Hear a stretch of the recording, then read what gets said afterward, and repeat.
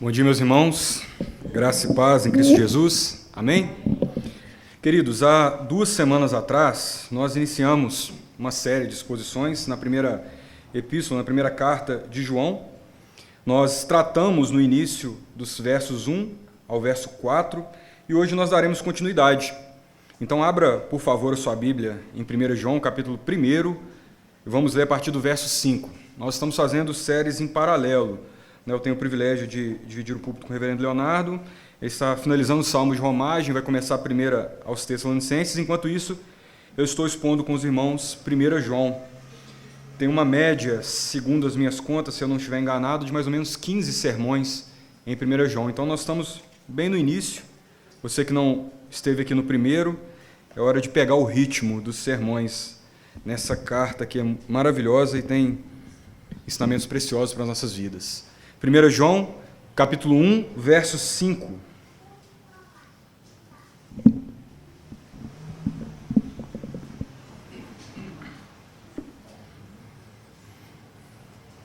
Vai lá para o finalzinho da Bíblia, volta a alguns livros. 1 João está bem pertinho de Apocalipse.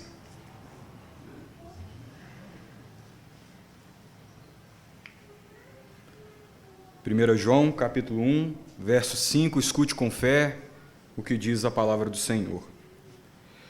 Ora, a mensagem que da parte dele temos ouvido e vos anunciamos é esta, que Deus é luz, e não há nele treva nenhuma. Se dissermos que mantemos comunhão com ele e andarmos nas trevas, mentimos e não praticamos a verdade. Se, porém, andarmos na luz como ele está na luz, mantemos comunhão uns com os outros, e o sangue de Jesus, o seu Filho, nos purifica de todo pecado.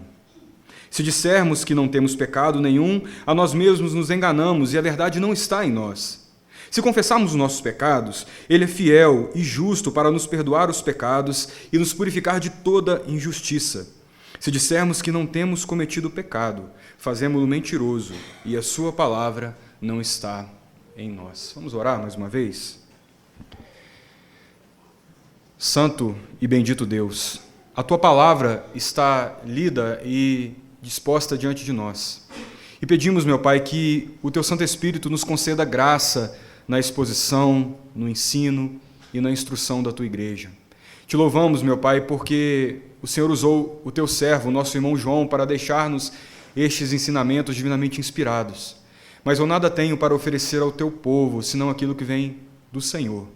Por isso eu te peço, meu Pai, toma cativas as mentes e os corações nesta manhã. Sejamos transformados, exortados e consolados pelas verdades do Teu reino. No nome de Cristo, o nosso resgatador, oramos. Amém. Uma das cenas mais famosas do cinema moderno está num filme muito conhecido chamado Bastardos Inglórios. Eu não sei se você já assistiu esse filme. No filme, na Segunda Guerra Mundial, alguns soldados, alguns oficiais americanos estão infiltrados em um bar alemão. Eles estão disfarçados, eles falam um alemão quase perfeito, eles usam uniformes alemães. A história que eles contam parece absolutamente convincente e, à primeira vista, tudo parece funcionar. A conversa segue normalmente, eles bebem, eles riem, eles interagem com os oficiais alemães que estão ali. E durante alguns minutos, parece que o plano, e se você conhece o filme, você sabe muito bem o que acontece, parece que vai dar certo.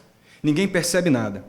Até que em determinado momento, um dos agentes infiltrados, que na verdade é um oficial americano, ele vai pedir para o garçom 3 copos de bebidas. E ele faz isso levantando a mão da forma americana. Ele faz justamente assim, indicador, médio e anelar. Só que na Alemanha, o 3 é feito de forma diferente. Nenhum alemão vai pedir 3 assim. Para o alemão, é polegar, indicador e dedo médio. E o oficial alemão percebe aquilo imediatamente. Aquele detalhe mínimo. Uma coisa quase imperceptível, mas absolutamente suficiente para revelar que aquele homem não era quem ele dizia ser. O sotaque escapou. Não nas palavras, mas em um gesto, pelo jeito de se comportar. E se você assistiu o filme, você sabe muito bem o que acontece na sequência, e eles aprendem da pior forma possível, que cada povo tem um jeito de viver. Cada povo tem um costume, cada povo tem um sotaque. E aquele pequeno gesto revelou a verdadeira identidade daqueles homens. João, na sua primeira carta, ele vai fazer algo um tanto quanto parecido. Porque se você parar bem para pensar, a fé cristã, ela também tem um jeito de se expressar. Ela tem uma maneira própria de viver. Ela possui um sotaque. Você pode até dizer as palavras certas, pode ser alguém que conhece a linguagem da igreja, você pode repetir as expressões corretas, mas cedo ou tarde, a vida que você vive vai revelar a quem você pertence e de onde você vem, onde está o seu coração. Porque quem nasceu na luz tem o jeito de viver da luz, tem o sotaque da luz. A carta de João, ela se preocupa em mostrar isso. Qual é o jeito de viver? Qual é a forma que nós vivemos? Porque, no fim das contas, é assim que a gente é reconhecido. Como que você é percebido nos lugares por onde você anda? O que denuncia, no melhor sentido da palavra, que você pertence a Cristo? Não apenas pelos momentos que você diz serem momentos religiosos, mas pelo seu jeito de falar, pelo seu jeito de agir, pelo seu jeito de estar no mundo. Como é que as pessoas vão saber de onde você é? Como reconhecer alguém que é de Cristo, da terra de Cristo? Pelo jeito de viver, pelo seu sotaque. E qual é esse jeito de viver?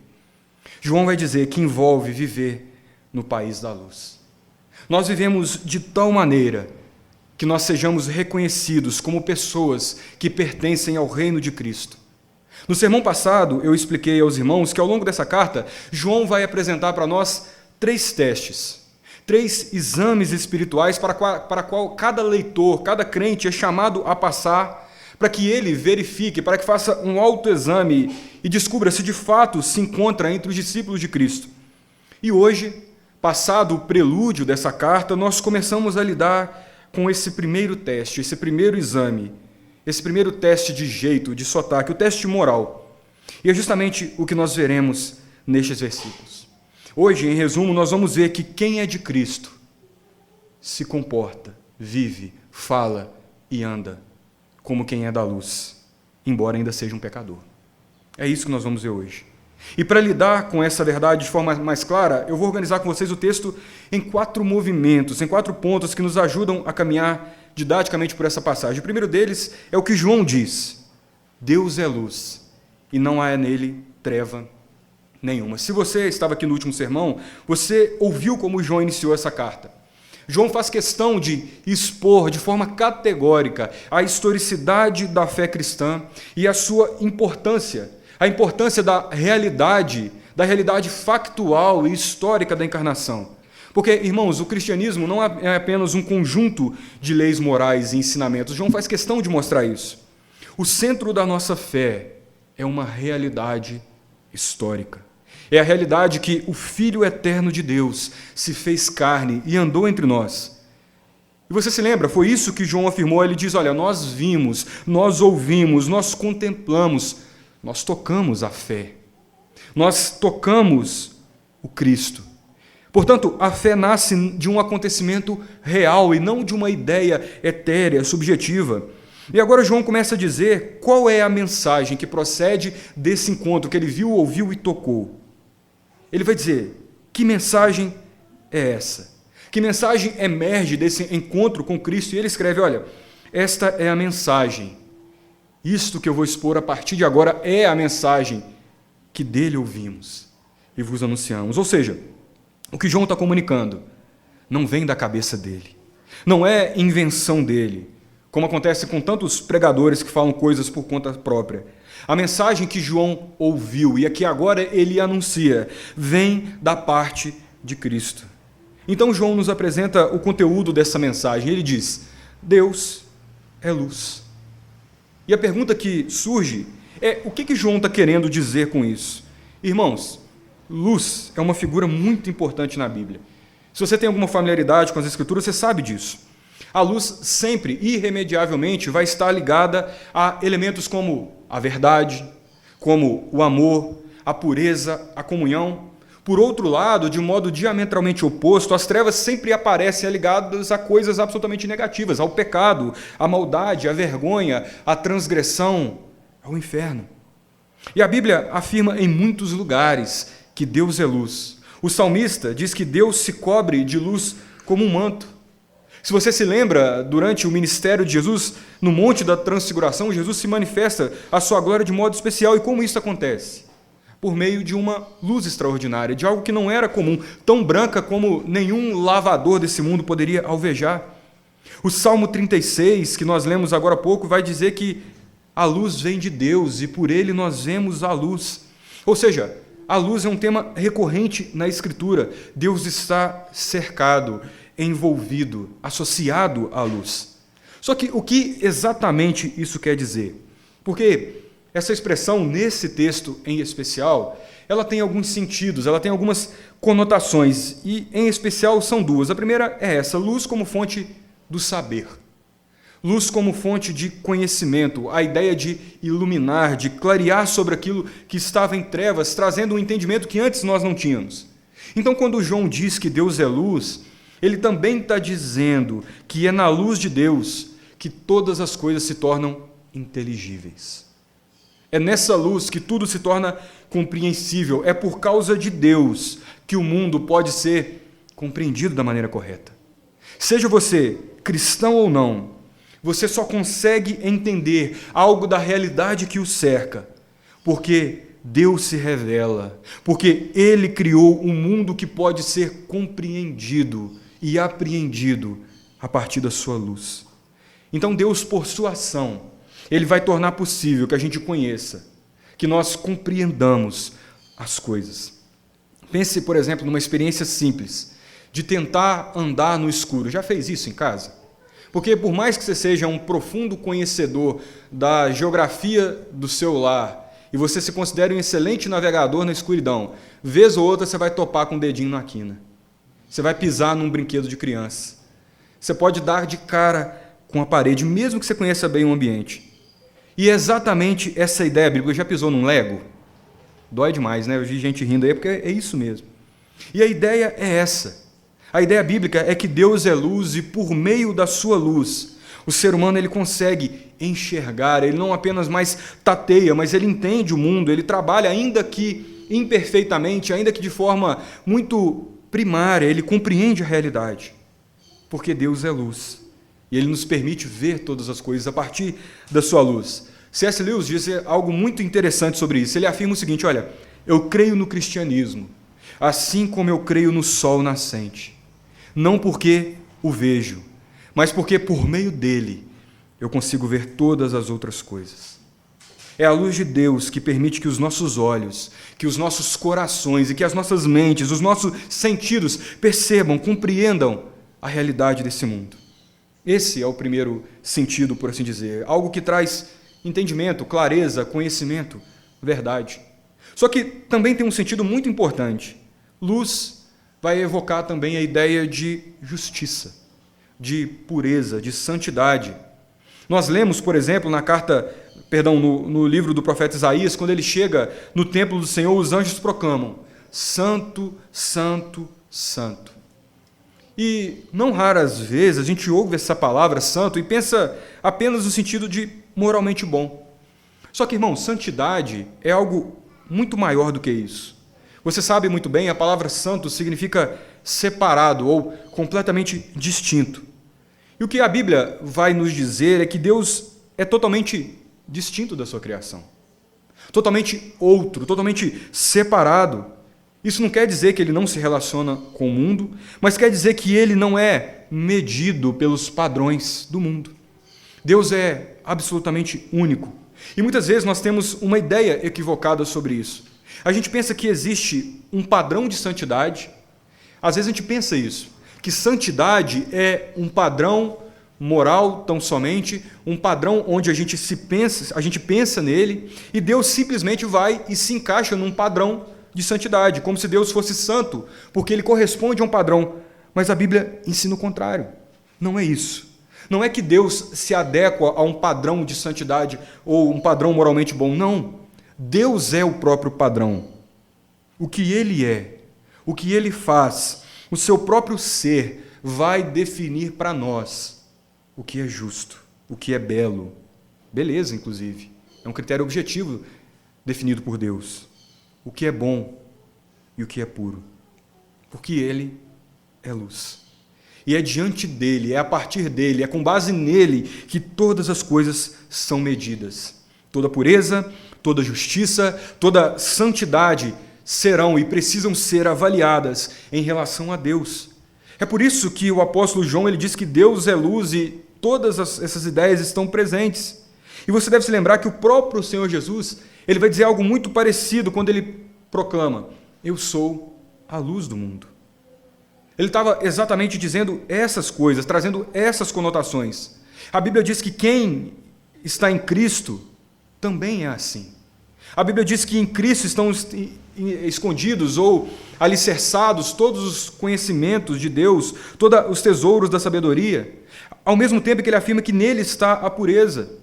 O próprio João vai dizer no seu evangelho: a luz, ou seja, o padrão veio ao mundo, mas os homens amavam mais ou amaram mais as trevas do que a luz, porque as suas obras eram más. Muitas vezes nós rejeitamos a verdade, porque o meu coração, o seu coração pecador, não quer a luz. Justamente por causa do primeiro aspecto dela, porque a luz revela quem nós somos.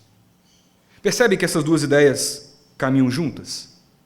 A luz da santidade de Deus também é a luz do conhecimento de Deus e do mundo. E quando nós nos aproximamos de Deus, irremediavelmente, você começa a entender melhor como o mundo funciona.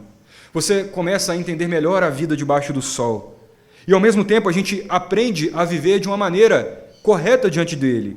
Porque conhecer a Deus diz não só sobre conhecê-lo propriamente dito, intelectualmente, mas nos diz sobre o mundo e nos ensina a viver o que a teologia gosta de chamar de corandel, ou diante de Deus. É por isso que João afirma: Deus é luz. Ele não está dizendo que Deus tem luz, mas ele está dizendo: Deus é luz e nele não há treva nenhuma. E mais uma vez, o que ele quer dizer com isso? Porque tem muita gente que, quando lê algo parecido, pensa que Deus é um Deus caprichoso, em cujo ser se misturam luz e trevas, um Deus que, por vontade arbitrária, como você vê enchentes por aí esses dias, espalha tragédias pelo mundo como se ele fosse parecido com os deuses caprichosos da mitologia grega, da mitologia antiga. Outros seguem a ideia de certas religiões orientais, uma visão que eu já mencionei para vocês, uma visão monista que ensina que em Deus está tanto o bem quanto o mal e que no fundo tudo é a mesma coisa, só que o bem e o mal são apenas ilusões. Mas, irmãos, isso não compreende a verdade bíblica. Isso não compreende a experiência real da vida. Quando nós ouvimos sobre alguma tragédia, quando vemos injustiça, maldade, o coração humano se revolta. E está certo. Há algo dentro de nós que sabe que o mal é real.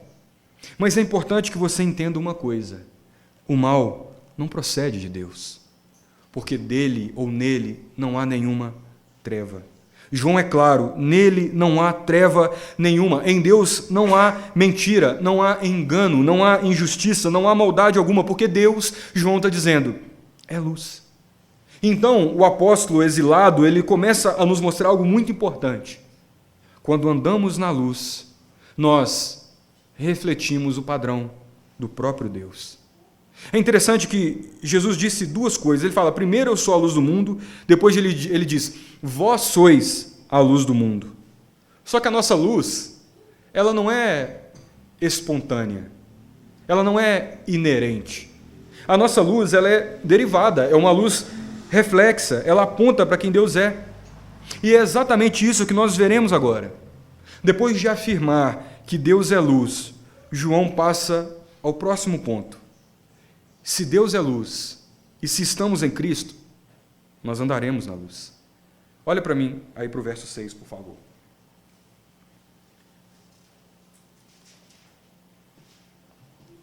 Se dissermos que mantemos comunhão com Ele, e andamos nas trevas, mentimos, e não praticamos a verdade. O que João está dizendo é: a forma como você vive, A forma como você fala revela de onde você veio ou de onde você renasceu. Volta à ideia do sotaque. O sotaque vai mostrar se você é um cristão ou não. O jeito que você vive revela quem você é. Não tem como esconder. Porque a forma que nós nos portamos, até nos nossos costumes, já parou para pensar? Revela a nossa origem. Se você encontrar um mineiro na Paraíba, você vai falar assim, uai, como é que você sabe que eu sou mineiro? Porque não tem como esconder. Por mais que a gente tente, quem aí já visitou outros países ou quem se dedicou a aprender um outro idioma, sabe como é difícil perder o sotaque. Sabe como é difícil falar de outro jeito. A minha tia, portuguesa, há 20 anos no Brasil, não consegue deixar de falar o ora pois. Não tem como, é complicado. Se você estava aqui no sermão anterior, você vai se lembrar que eu mencionei que existia uma heresia que João estava tentando combater. Lembra disso? Algo que ele chama de gnosticismo. Aliás, ele não chama, né? Nós entendemos os gnósticos a partir da leitura que fazemos de João. E era um grupo que ensinava coisas erradas sobre o mundo, sobre Cristo, sobre a vida cristã. E lembre-se, doutrina errada, eu frisei isso com vocês, traz consequências erradas. Porque doutrina é importante. Doutrina sempre gera consequências. E só para a gente lembrar rapidamente, eles ensinavam que a matéria, que o mundo material era algo intrinsecamente mau, algo perverso. E por consequência disso, eles tiravam a seguinte conclusão: já que o mundo é mau, já que o corpo é pecador, então faz o seguinte, cuida apenas do espírito e deixa o corpo fazer o que quiser. Cuida da alma, deixa o corpo à vontade. Quer aprontar? Não tem problema. A carne vai perecer mesmo. Só que com isso, eles criam uma separação terrível. Uma espécie de dicotomia profunda entre corpo e espírito. Só que a Bíblia não ensina isso. A Bíblia nos mostra que nós somos seres integrais, holísticos. Nós não somos um espírito que, por acaso, possui um corpo. Nós somos corpo e espírito juntos. Nós somos essa unidade onde termina o seu corpo e onde começa a sua alma. Nós sabemos que nós possuímos por Deus esses dois elementos, mas eles são inseparáveis. E quando eles se separam, há morte. E é isso que a morte é. É uma separação temporária do espírito e do corpo. É isso que é a morte. É o que a teologia gosta de chamar sobre essa unidade, ela vai chamar de, só um nome difícil para você aprender, unidade psicossomática. É isso que nós somos. E a Bíblia nos ensina que pertencer a Cristo implica justamente em entender essa unidade e se parecer com Cristo, no falar e no agir. E, aliás, a palavra cristão significa exatamente isso, um pequeno Cristo. E João está dizendo com todas as letras: se nós afirmamos que somos da luz, se dizemos que andamos com Deus, se declaramos que pertencemos a Jesus, nós não apoiamos esse tipo de doutrina, mas nós vivemos de acordo com o que a Bíblia ensina. Nós não somos mais das trevas, porque se nós vivemos, melhor dizendo, se nós dizemos que somos da luz e andamos nas trevas, nós estamos mentindo. O próprio texto insiste nisso, estamos mentindo. O argumento é simples: se a sua vida é habitualmente dominada pelo pecado, se certos erros se tornam prática constante, então você está mentindo ao dizer que pertence a Cristo. João está chamando cada leitor a fazer um exame sincero no coração. E naquele tempo, como hoje, havia muita gente dizendo que era de Deus, que era Israel, lembra? Mas não eram. Muitos tinham os sinais externos de pertencimento do povo da aliança. Muitos eram circuncidados na carne, mas não eram no coração. Estavam distantes do Senhor. Eram de Israel etnicamente, mas não eram o verdadeiro Israel. Dizer que está na luz, mas não querer expulsar as trevas do coração, é viver na mentira. Muita gente entende de forma errada essa ideia de salvação pela graça. Pensa assim, as pessoas, que salvação pela graça é algo tão bom, e realmente o é, que eu posso viver do jeito que eu quiser. Mas a Bíblia não ensina isso. De fato, a salvação é maravilhosa. A graça e a salvação são gratuitas, mas é gratuita para quem recebe. porque ela foi absurdamente cara e custosa para quem concedeu. Qual foi o preço da nossa salvação? Ela teve um preço. Ela foi de graça para nós. Mas para quem nos deu, custou sangue derramado do Filho de Deus. De novo, ela é de graça para quem recebe, mas nunca foi de graça para quem ofereceu.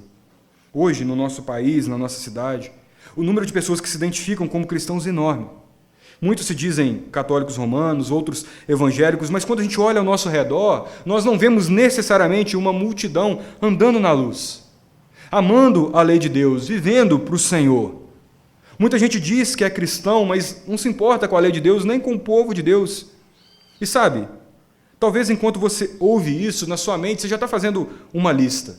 Você pensa assim, eu consigo pensar rapidamente em 5 pessoas aqui na minha cabeça que dizem andar na luz, mas não andam. Mas eu quero que você jogue essa lista fora hoje.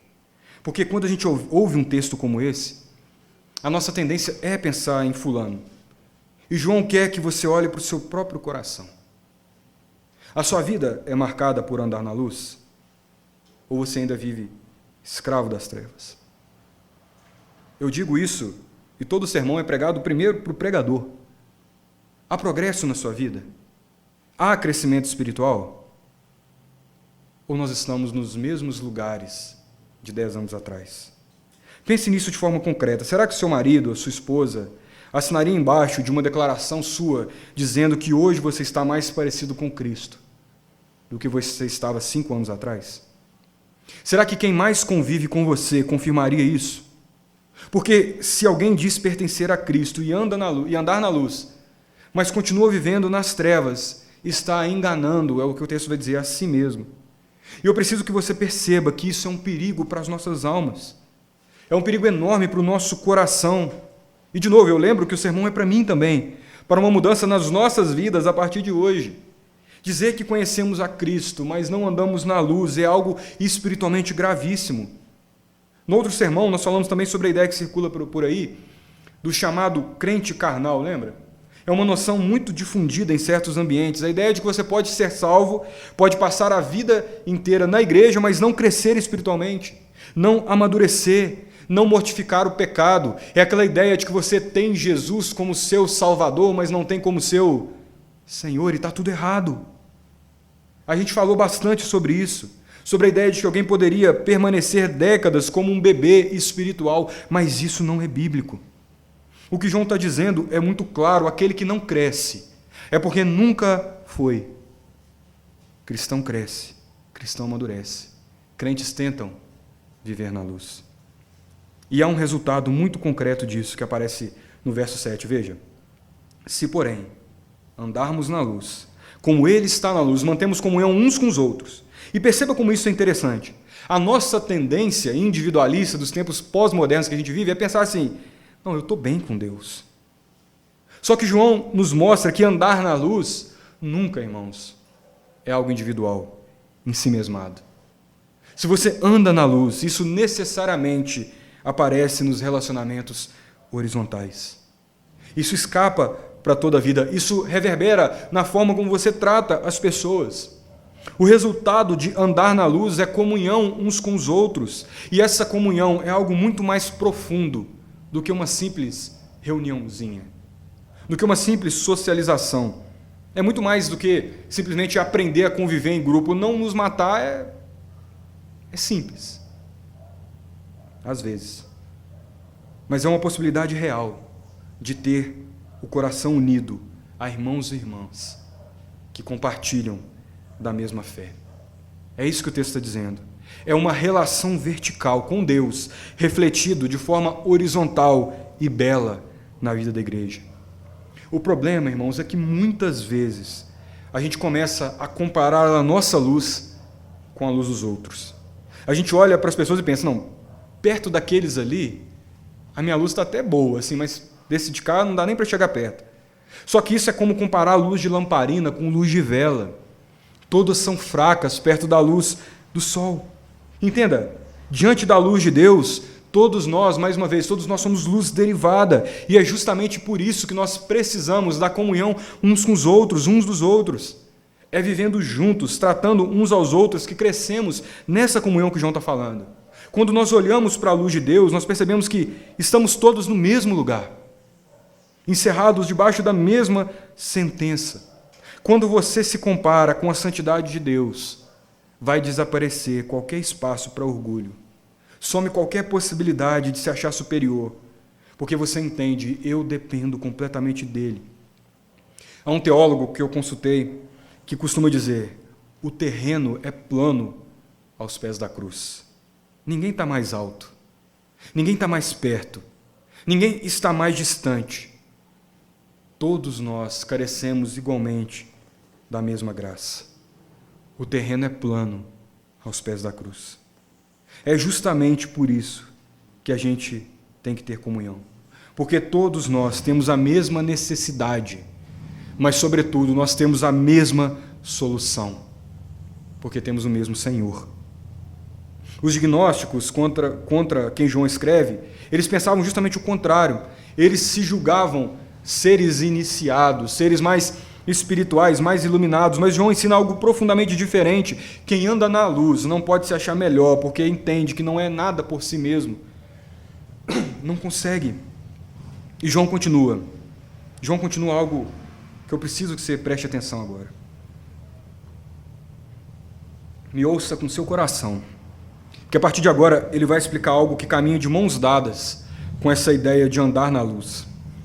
Algo que é essencialmente importante para o seu coração ouvir hoje. Presta atenção nisso, porque é algo que você precisa entender para hoje à noite conseguir dormir em paz. Comigo foi assim. Eu só tive paz ao entender isso. E com você vai ser assim também. Esse é o nosso terceiro ponto. Ainda que nós sejamos de Cristo, por vezes, a gente age como se fosse das trevas. Verso 8. Se dissermos que não temos pecado nenhum, a nós mesmos nos enganamos, e a verdade não está em nós. Se confessarmos os nossos pecados, Ele é fiel e justo para nos perdoar os pecados e para nos purificar de toda injustiça. Se dissermos que não temos cometido pecado, fazemos a Deus mentiroso, e sua palavra não está em nós. Ao ouvirmos o que João disse antes, presta atenção nisso, que a gente deve andar na luz, alguém poderia entender então da seguinte forma: então Deus está dizendo que eu não posso tropeçar nunca, que eu não posso cometer nenhum erro, que se eu pecar uma vez sequer, isso prova que eu não sou cristão. E alguns ensinam exatamente isso por aí, que o cristão ele pode chegar a um nível espiritual ou um nível de santidade que uma hora ele não vai pecar mais aqui na terra. Mas João se apressa em esclarecer, não é isso que Deus está dizendo. Não é isso a verdade, não é essa a verdade. Vamos pensar na ideia do jeito de viver, do sotaque. Quando Deus nos tira das trevas e nos traz para a luz, Ele começa a nos ensinar a viver, a se portar, a falar como cidadãos da Nova Jerusalém. Ele começa a moldar em nós o jeito da nossa nova pátria. Só que esse aprendizado, irmãos, leva tempo. Na verdade, leva uma vida inteira. E nesse processo, às vezes ainda escapam palavras e costumes e maneirismos e jeitos da antiga terra. Nós ainda carregamos as marcas da vida antiga, porque ainda nós estamos nesse processo de crescimento. É por isso que João diz claramente, ainda temos pecado. Talvez alguém novo na igreja ou alguém já antigo precisa relembrar isso aqui, para ver se compreendeu bem. O que é pecado? De forma bem simples, o que é pecado? Bom, João vai dizer daqui a pouco. Pecado é transgressão da lei de Deus. Ele vai dizer isso lá no capítulo 3. É qualquer uma quebra da lei de Deus. E note bem, pecado não é apenas um sentimento de culpa.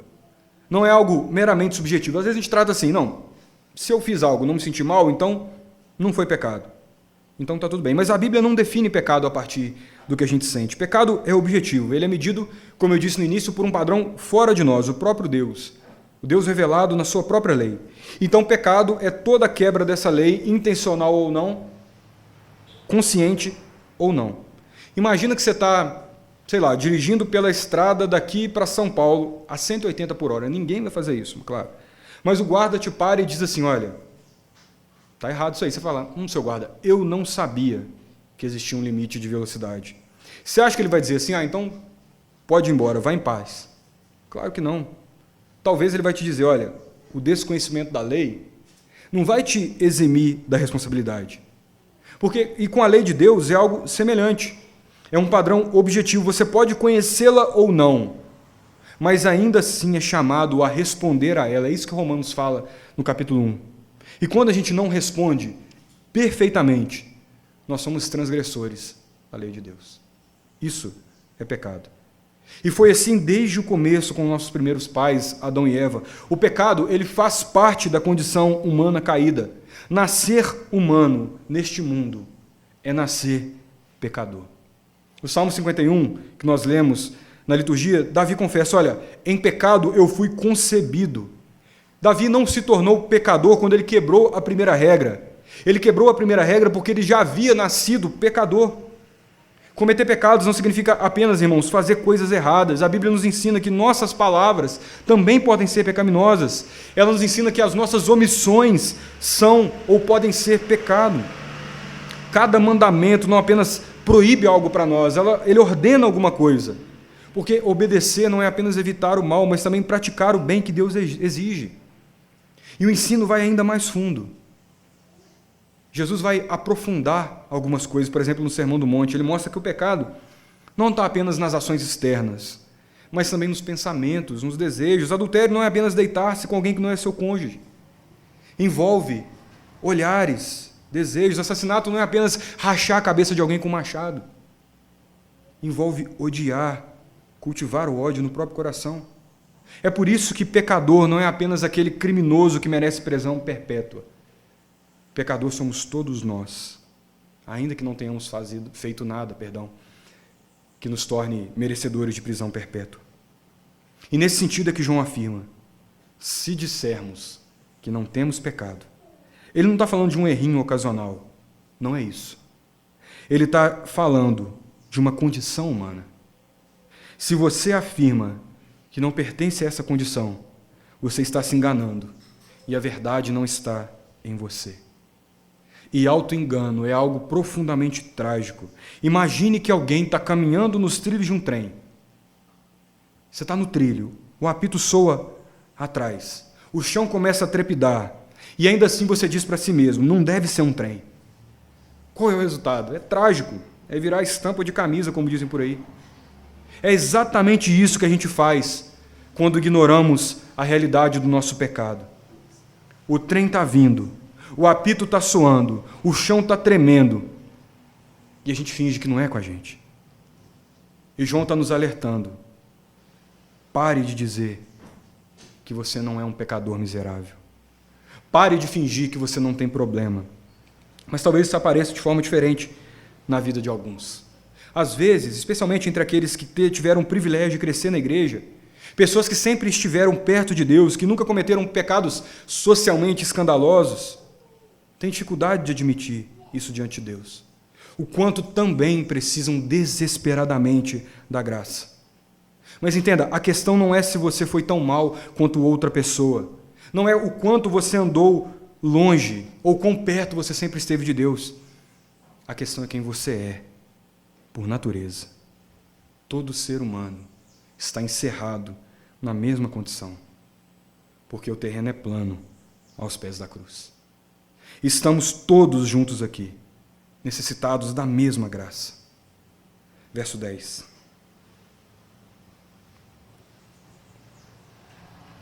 Se dissermos que não temos cometido pecado, fazemos-lo mentiroso e a sua palavra não está em nós. Veja o que João está dizendo aqui. Se você afirma que não peca, ou pensa que às vezes é bom o suficiente para isso, você está chamando Deus de mentiroso. Está dizendo que Cristo, ou que o próprio Deus e que o próprio Espírito de Deus que inspirou a Escritura cometeram um erro. Estão enganados, mas a Bíblia afirma o contrário. No Salmo 14, em Romanos 3, em tantas outras passagens, Deus declara que todos pecaram, todos carecem da glória de Deus. Nenhum de nós, por natureza, busca a Deus. Pelo contrário, por natureza, nós corremos para longe deles. Irmãos, mesmo que alguém nunca tenha saído da igreja, mesmo que tenha crescido na salinha da escola dominical, ainda assim a sua inclinação natural e do seu coração humano é afastar-se de Deus. é correr para longe de Deus. É por isso que é necessário, é imprescindível que Deus intervenha em nosso favor. Porque se isso não acontecer, nós nunca nos voltaremos para Ele. Nunca. Portanto, se alguém diz que não tem pecado, se acha que está tudo bem consigo mesmo, está apenas se enganando, e o pior, está acusando Deus de mentir. E toma cuidado com aqueles púlpitos que evitam falar sobre pecado. Na época de João, os mestres gnósticos diziam exatamente isso: não tem problema, faz o que você quiser. E muitos líderes religiosos hoje caminham na mesma direção. Falam sobre uma tal de hipergraça ou coisas assim que chegam a sugerir que a maneira de ver não faz diferença. Mas isso é distorcer a graça. Quando nós entendemos a graça de verdade, nós entendemos que custou o sangue de Cristo. E esse sangue não foi derramado apenas para nos livrar do inferno futuro. Ele foi derramado para nos tornar novas criaturas num processo agora, para transformar o nosso coração. O pastor Augusto Nicodemos costuma dizer que uma forma sutil desse problema que ele aparece, é quando a gente diz acreditar no pecado, mas a gente para de falar sobre ele. O assunto desaparece dos nossos púlpitos, das conversas, dos livros, às vezes por pragmatismo, ou às vezes para não ofender as pessoas. E falar sobre pecado é desconfortável mesmo. Também não gosto, não. Mas a igreja precisa aprender a chamar de erro aquilo que a Bíblia chama de erro. O problema é que nós gostamos de esconder o pecado atrás de outros nomes. Às vezes a gente usa, diagnósticos médicos ou psicológicos para justificar a desobediência. Às vezes a gente culpa a criação que tivemos. Não, eu fui criado assim. Ou apelamos para o nosso temperamento. Não, esse é meu jeito. Ou eu sou colérico, é por isso que eu sou irritadiço. Ou sou sanguíneo, é por isso que eu sou impulsivo. Não, meu irmão. Às vezes é porque você é iracundo mesmo. Às vezes é porque você não tem domínio próprio mesmo. Você pode sim ter desordens fisiológicas ou psicológicas, mas o coração do seu problema é o problema do seu coração. Entenda isso. E assim nós vamos deslocando a responsabilidade, a culpa passa a ser da família, da genética, do cérebro, da história de vida, de tudo, menos nós. E essa é a tragédia. Porque você não admite que o problema é seu. E se você não admite que o problema é seu, não há solução. Mas quando você reconhece que a culpa é sua, então a solução aparece, e a solução é Cristo. Perdão existe quando você reconhece que o pecado é seu. Perdão existe quando você admite a sua condição. Se chamamos de pecado aquilo que a Bíblia chama de pecado, então nós aprenderemos a chamar de solução aquilo que a Bíblia chama de solução. Muitos não compreendem a profundidade da obra de Cristo, porque não compreendem a profundidade da própria queda. Não entendem a seriedade da cruz, porque não entendem o tamanho do abismo que estão em queda livre. Enquanto você não perceber a profundidade da sua miséria, não compreenderá a grandeza do amor de Cristo. E quanto mais você cresce entendendo a gravidade do seu pecado, mais claramente você entende o quanto você precisa do seu Salvador. Então, qual que é a solução? Aparece no nosso último ponto. Existe solução por meio da purificação no sangue de Cristo. Veja novamente a segunda parte do verso 7. E o sangue de Jesus Cristo, seu Filho, nos purifica de todo o pecado. No próximo sermão, quando a gente entrar no capítulo 2, a gente vai tratar com mais detalhes o que significa essa linguagem de sangue de Cristo. Mas é importante que você entenda uma coisa hoje. A boa notícia que Deus anuncia à humanidade é esta: nós podemos ter paz com Deus. Não porque Deus desistiu da santidade dele. Não é porque ele abaixou o padrão da sua lei. Não é porque ele resolveu esquecer ou fingir que nada aconteceu. Nós temos paz com Deus, porque, João está dizendo, ele enviou o seu próprio Filho para pagar com preço de sangue uma dívida que era nossa. E é importante que você entenda isso com clareza. Somente porque Jesus realmente encarnou e derramou sangue de verdade, sangue real em todos os sentidos, é que nós podemos ter real remissão de pecados. Se a morte de Cristo, como sugere a neo-ortodoxia, a teologia liberal, fosse apenas simbólica, se Jesus não fosse um personagem histórico, se a encarnação fosse apenas uma ideia religiosa, nós ainda estaríamos desgraçados nos nossos pecados. Mas a boa notícia é que se nós estamos em Cristo, nós já não somos mais escravos disso. E, por favor, preste atenção numa coisa, olha para cá. Ser da luz não significa nunca tropeçarmos. Significa que quando tropeçamos, nós não somos abandonados. Ainda que esses tropeços sejam repetidos, entenda, ainda que repetidamente, nós não somos abandonados. Em Cristo, nada nos separa do amor de Deus. Ele busca a ovelha perdida. Ele encontra a moeda desaparecida. Ele corre ao encontro do filho pródigo, porque ele é o Deus pródigo, que gastou o que tinha de mais precioso do universo em nosso favor. Não existe nada mais precioso do que o próprio Cristo, que se deu por nós.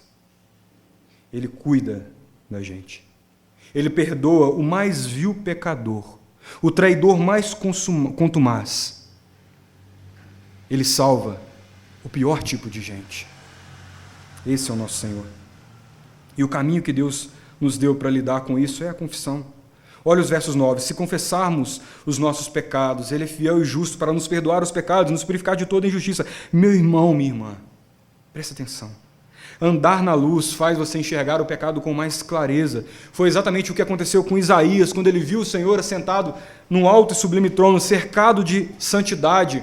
A reação imediata dele foi: ai de mim, porque a luz revelou a sua impureza, e é por isso que a Bíblia nos chama a confessar os nossos pecados. A palavra usada aqui no grego dá a ideia de concordar, é a mesma palavra que vem a nossa palavra em português, homologar. Entenda, confessar não é informar algo a Deus que ele não sabia.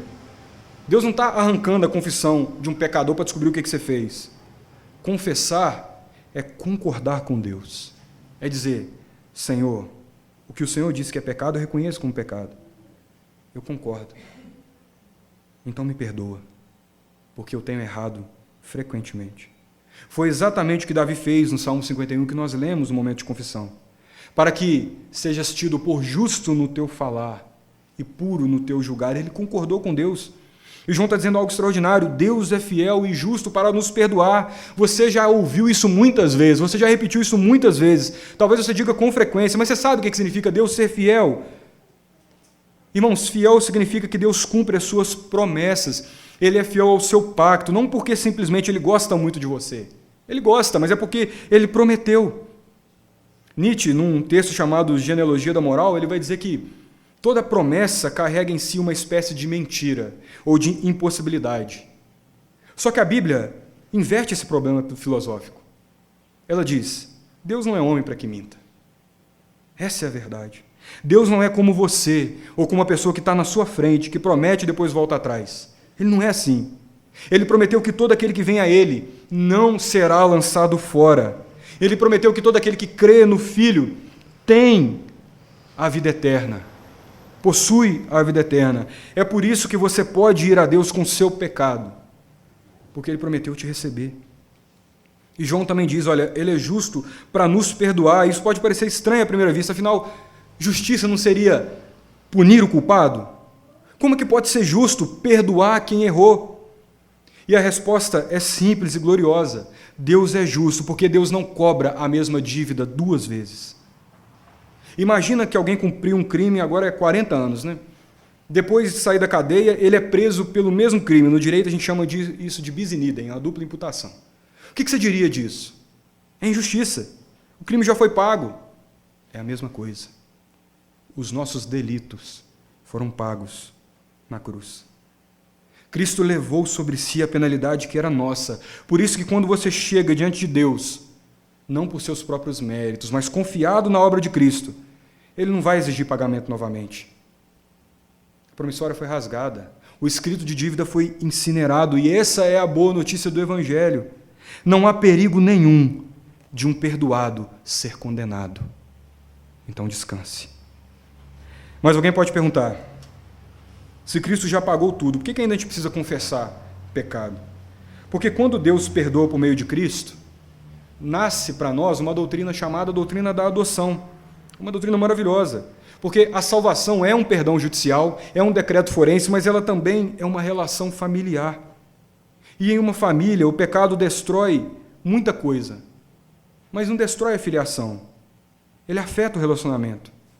Um filho continua sendo filho, mas a comunhão é perturbada. E a confissão, ela restaura essa comunhão. É assim que a gente aprende o jeito de viver da Nova Jerusalém. A gente aprende a reconhecer os nossos erros. A gente confessa e volta para Deus. Esse é o processo diário de santificação. Tornar-se cada vez mais parecido com Cristo. A gente pode imaginar assim, olha, somos como uma casa antiga, abandonada por muitos anos, casa escura, cheia de quarto fechado, porão esquecido, canto que nunca foi iluminado, cheio de barata. E quando Cristo nos regenera, uma luz se acende nesse lugar. Só que essa luz precisa percorrer cada cômodo, precisa entrar no porão, no sótão, nos corredores. E quando a luz chega, a gente começa a ver algumas coisas que a gente não via antes. Sujeira, os ninhos de bicho, rachadura. É exatamente assim que Deus trabalha conosco.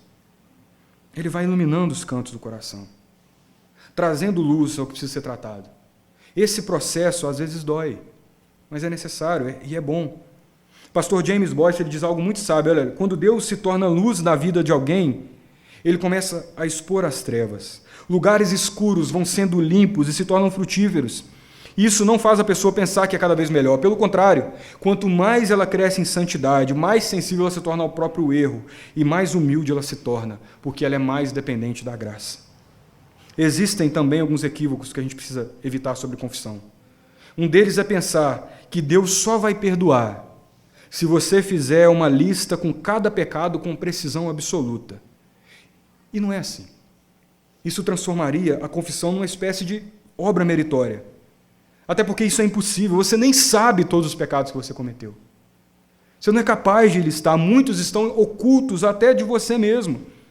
O que Deus requer é uma atitude de reconhecimento de nossa condição de pecadores.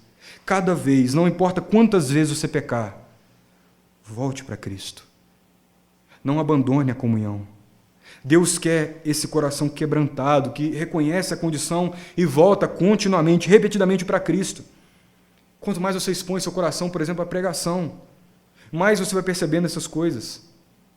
Outro erro comum é dizer, eu já pedi perdão. Só que, sabe, eu não me sinto perdoado. O perdão de Deus não depende de você sentir nada. Deus nunca disse isso. O critério é objetivo. Cristo pagou na cruz. E Ele é fiel e justo para perdoar. A confissão, às vezes, também vai exigir reconciliação. Reconciliação contra aqueles com quem pecamos. O perdão vertical reflete a necessidade de perdão horizontal. E, às vezes, envolve até reparação. Porque tudo isso é fruto de quem anda na luz. E, no final das contas, no frigir dos ovos, a mensagem de João é simples, direta e profunda. Deus é luz. Não há nele treva alguma. Nós temos. Nós somos trevas por nascimento, por geração. Mas Deus, através do Espírito, disse em nossos corações, haja luz. E houve luz. Cristo foi entregue à morte, envolto em trevas. A própria terra se entregou às trevas naquele dia, para que um dia nós vivêssemos na luz. E a pergunta final é, você ama a luz? Agostinho disse certa vez que o mesmo pão que é amargo ao paladar doente é doce ao paladar saudável. E a mesma luz que é odiosa aos olhos enfermos é agradável aos olhos curados. Se você é de Cristo, Deus já mudou seu coração. Ele lhe deu olhos que amam a luz. Você não tem mais fotofobia da palavra. Você tem a palavra como o seu guia. Então, pergunte a si mesmo, você ama a luz? Ou preferiria que ela desaparecesse e te deixasse em paz nas trevas? Oremos. Obrigado, Senhor, por Tua palavra, santa e inerrante. Obrigado porque ela produz efeitos e ela atinge os nossos corações apesar de nós, apesar do pregador, apesar dos ouvintes, mas porque o Senhor é fiel e justo. E pedimos, meu Pai, faça-nos amar a Tua luz, no nome de Jesus, a luz do mundo. Amém.